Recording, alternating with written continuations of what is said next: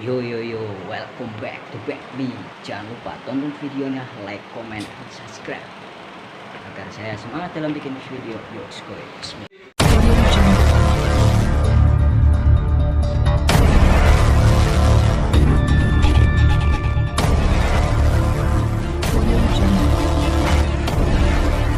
Assalamualaikum warahmatullahi wabarakatuh.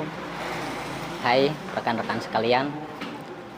Alhamdulillah, semoga kita semua diberikan hidayah, taufik, dan rahmat oleh Allah Subhanahu wa Ta'ala agar kita dapat memahami segala ilmu yang Allah berikan kepada kita semua.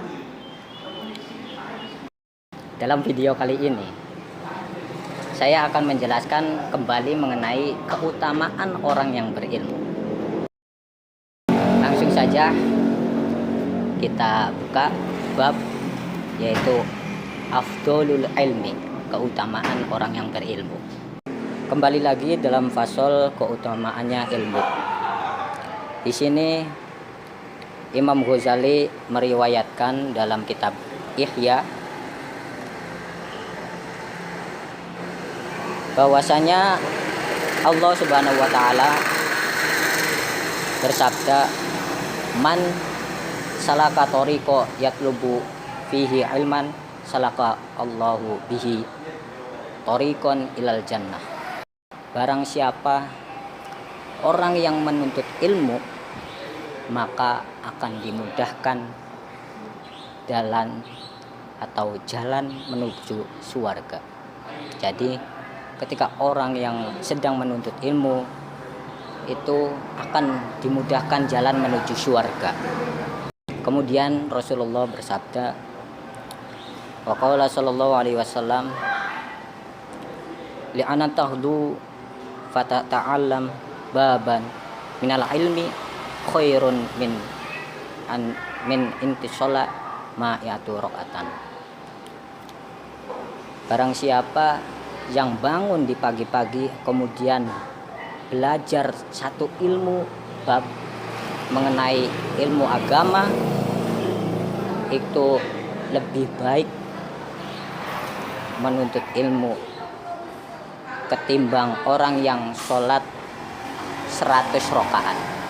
Jadi ketika pagi-pagi orang yang sedang menuntut ilmu atau sedang mengaji dalam artian ilmu agama di pagi hari, maka lebih utama orang yang belajar ilmu ketimbang orang yang melakukan sholat 100 rakaat. Rasulullah juga bersabda, babun minal ilmi yata'allamu ar-rajulu khairul lahu minad dunya wa ma fiha. Seseorang yang belajar ilmu atau mengajarkan ilmu itu lebih baik ketimbang perkara-perkara yang ada di dunia semesta ini, di alam semesta ini. Jadi orang yang mengajarkan ilmu itu lebih baik atau lebih bagus ketimbang orang yang melaksanakan hal-hal yang tidak bermanfaat bagi orang lain. Kemudian ada salah satu riwayat dari Abi Dar Anas, hadis ini sahih, talibul ilmi sa'atu khairun min qiyamil lailah. Menuntut ilmu itu lebih baik walaupun sesaat daripada orang yang bangun tengah malam kemudian sholat tahajud. Bahwasanya Allah itu mengutamakan untuk belajar menuntut ilmu daripada orang yang melakukan sholat tetapi tidak mengetahui ilmunya. Maka dari sahabat Abi Dar ini menyatakan hadis ini sahih ya. Lalu Nabi juga bersabda, man infaqo dirhaman ala tolabu ilmi fakanima infaqo mislu jabali uhud minaz zahabil ahmari fi sabilillah. Jadi siapa orangnya yang mendermakan atau membelanjakan hartanya kepada orang yang menuntut ilmu, pahalanya sebesar gunung Uhud yang ada di tanah Arab. Lalu ada lagi hadis yang masyhur, yaitu utlubul ilma walau bisin, tuntut ilmulah walaupun sampai ke negeri Cina. Jadi pada saat itu, pada zaman Nabi, ada seorang sahabat kemudian menulis ayat-ayat Al-Quran dalam pelapah korma, biasanya kayak gitu.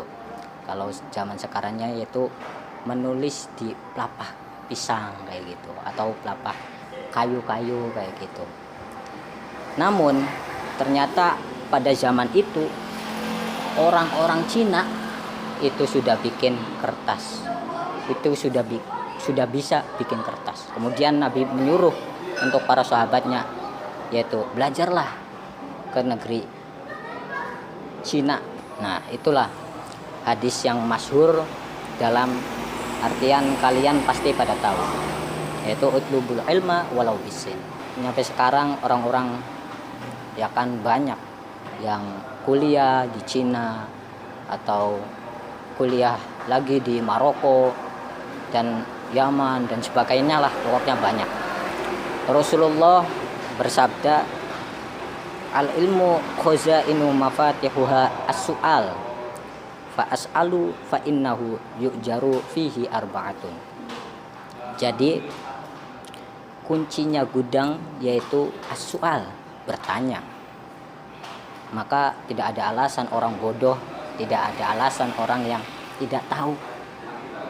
Bahwasanya Rasulullah di sini sudah menyatakan bahwasanya tanyalah kepada orang-orang yang lebih tahu daripada kamu. Makanya di sini fas'alu fa innahu yu'jaru fihi arba'atun. Bahwasanya orang yang bertanya itu akan mendapat pahala. Maka ada 4 orang yang mendapatkan pahala. Yang pertama as-su'al, orang yang bertanya. Jadi orang yang bertanya itu akan mendapat pahala. Kemudian yang kedua yaitu al-alimu, orang yang mengetahui ilmunya. Dan yang ketiga orang yang mendengarkan. Dan yang keempat adalah orang yang cinta terhadap ilmunya.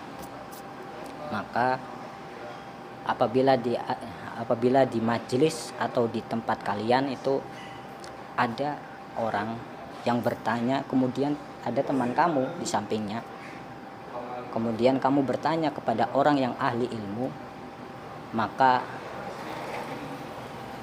orang yang bertanya akan mendapat pahala, lalu orang yang berilmunya juga mendapat pahala. Kemudian juga orang yang di samping kalian yang mendengarkan kalian bertanya lalu dijawab oleh orang yang berilmu, maka dapat pahala orang teman di samping kalian. Lalu yang keempat ini, kaliannya itu cinta terhadap ilmu yang apa kalian pelajari.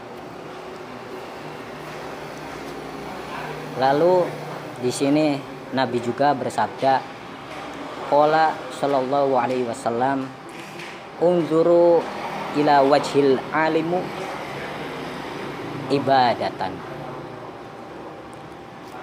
Unzuru ila wajhil alimu ibadatun. Jika kalian melihat orang yang berilmu, maka atau memandang, jika kalian memandang orang yang berilmu, maka akan mendapat pahala. Cukup sekian dari saya, kurang lebihnya mohon maaf. Wa afu minkum. Wassalamualaikum warahmatullahi wabarakatuh.